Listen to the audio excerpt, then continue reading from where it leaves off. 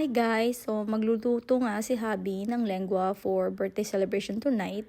Pinakuluan niya na yung beef tongue sa salt and pepper for 2 hours. Kaya naka-pre-chop na yan, ready for sauteing. As you can see, naglagay na siya ng butter para maggisa. So he's trying to warm it up, adding some onions. Yung onions, pinre-chop na rin para mas mabilis at saka naka-ready na. Kasi ganyan talaga pag may handaan.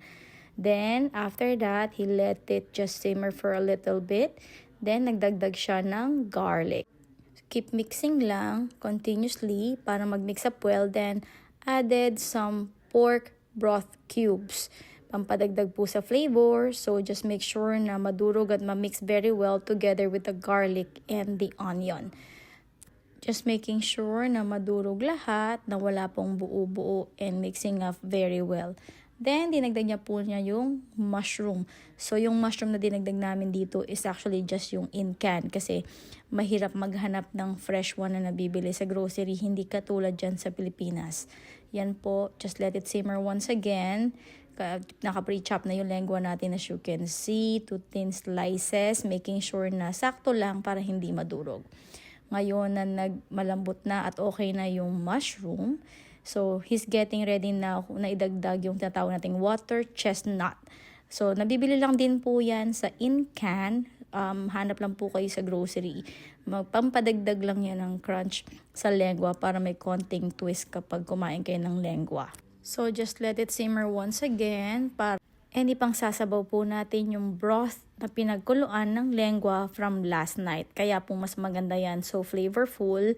So, ayan po yung gagamitin natin na pangsabaw sa lengua para mas masarap at mas malasa. And now, we're adding pepper to taste. Depende na lang po yan kung gaano karami yung gusto nyo. Isa po sa magandang ingredient na ginagamit ni Habi for this lengua is yung tinatawag nating cream of mushroom. Mas malasa, hindi mo na kailangan magdagdag ng masyadong maraming flavorings. It's helping very well, tsaka doon sa texture nung lengua. Then, let it simmer.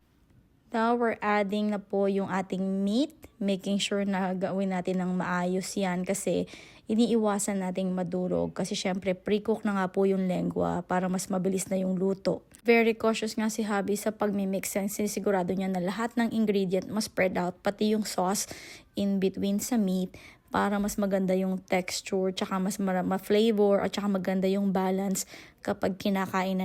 Once na mag-simmer na yung mix ng meat, chestnut, and all other ingredients, this is the time na idadagdag na natin yung sweet corn. Hindi po natin tinapon yung syrup from the can para din pampadagdag sa flavor. So now na nandyan na yung sweet corn, once again, making sure na mix well ang ating ingredients in between. And then at least para po kalat, tsaka makuha natin yung bawat flavor kapag in every bite or every scoop.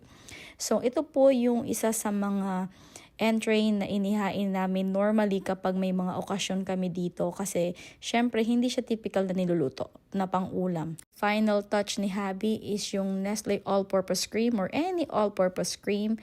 So depende po yan kung gaano ka-creamy yung gusto o maganda rin niya magdagdag ng balance ng color sa lengua. So, it's very good. Ayan na po, as you can see, ready na siya. So, this is ready to serve. Inaayos na lang natin, hintay lang nating makook ng konti yung ibang ingredients.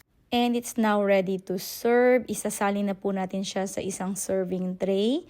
I think this can serve up to maybe around 30 people. Depende na lang. Pero isa po ito, ang bilis na ubos nito nung hinain namin sa party. Wala na po kaming natira dyan, which is very good. Masaya kami na nauubos lahat ng food namin kapag hinahanda. And now, we are ready for plating. Inaayos na lang po natin and it's ready to go. This is our lengua, ready for 30 people.